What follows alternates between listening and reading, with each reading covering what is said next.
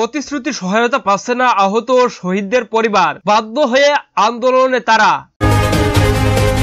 জুলাই গণঅভ্যুত্থানের 6 মাস পরও কাঙ্ক্ষিত সহায়তা বঞ্চিত আহত ও শহীদদের পরিবারের সদস্যরা।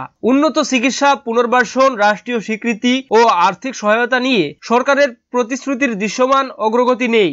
এ কারণে রাস্তায় নামতে হয়েছে আহত ও শহীদ পরিবারগুলোকে। যদিও বিষয়টি নিয়ে সরকার সংশ্লিষ্টরা বলছেন, আহত ও শহীদদের পরিবারের দাবি পূরণে তারা কাজ করছেন। গণঅভ্যুত্থানে প্রায় 1000 শহীদ হয়েছেন, আহত হয়েছেন 14,000-এর মতো মানুষ। আহতদের মধ্যে 30 জনকে ইতোমধ্যে উন্নত চিকিৎসার জন্য সিঙ্গাপুর ও থাইল্যান্ডে পাঠানো হয়েছে। ঢাকার প্রায় 14টি হাসপাতালে আহতদের বিনামূল্যে চিকিৎসা সেবা দেওয়া হচ্ছে। চিকিৎসায় বিদেশে একাধিক চিকিৎসক যুক্ত হয়েছেন। তবে এটা পর্যাপ্ত নয় বলে দাবি ভুক্তভোগী পরিবারগুলোর। গণঅভ্যুত্থানে আহত হয়ে পঙ্গু হাসপাতালের চিকিৎসাধীন মেহেদি হাসান বৃহস্পতিবার যুগান্তরকে জানান, তিনি গুলশানে একটি ফুলের দোকানে দৈনিক 800 টাকা মজুরিতে কাজ করতেন। ওই আয়ে তাদের সংসার চলত। আহত হওয়ার পর থেকে হাসপাতালের বিছানায় দিন কাটাতে হচ্ছে তাকে।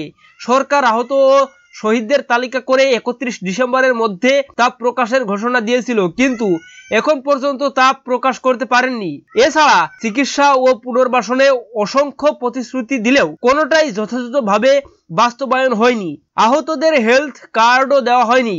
মাসুম নামের একজন জানান, 19 জুলাই গাজীপুরে কর্মস্থল থেকে ফেরার পথে তার বাবা মাহবুবুল পুলিশের গুলিতে এক চোখের দৃষ্টি হারান। এখনো তার মাথায় অসংখ্য ছররা গুলি রয়ে গেছে। 5টা হাসপাতালে চিকিৎসা শেষে বর্তমানে রংপুরের বাড়িতে আছেন তিনি, কিন্তু সারাক্ষণ অসুস্থ থাকেন। রংপুরের চিকিৎসকরা জানিয়েছেন তাদের সেবা দেওয়ার সাধ্য নেই। জুলাই স্মৃতি ফাউন্ডেশন এবং কয়েকটি প্রতিষ্ঠানের কিছু অর্থ সহায়তা দিলেও ঢাকায় গিয়ে চিকিৎসার জন্য সামর্থ্য তাদের পরিবারের নেই। বাধ্য হয়ে লেখাপড়ার পাশাপাশি রাজমিস্ত্রির কাজ করে সংসার চালাচ্ছেন তিনি।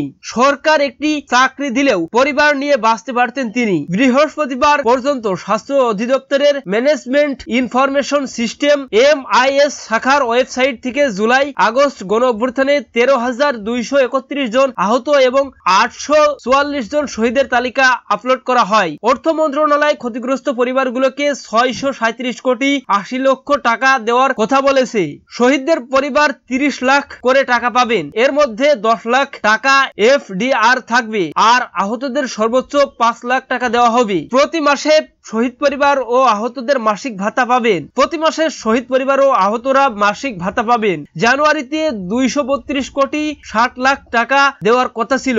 আগামী অর্থবছরের শুরুতে জুলাইয়ে বাকি 20 লক্ষ টাকা দেওয়া হবে। আর এসব কর্মকাণ্ড পরিচালিত হবে জুলাই গণঅভ্যুত্থান অধিদপ্তরের মাধ্যমে। দর্শক, এই ছিল আজকের সর্বশেষ আপডেট নিউজ। সকল প্রকার আপডেট নিউজ সবার আগে পেতে আমাদের চ্যানেলটি সাবস্ক্রাইব করে পাশে থাকুন। ধন্যবাদ সবাইকে। আল্লাহ হাফিজ।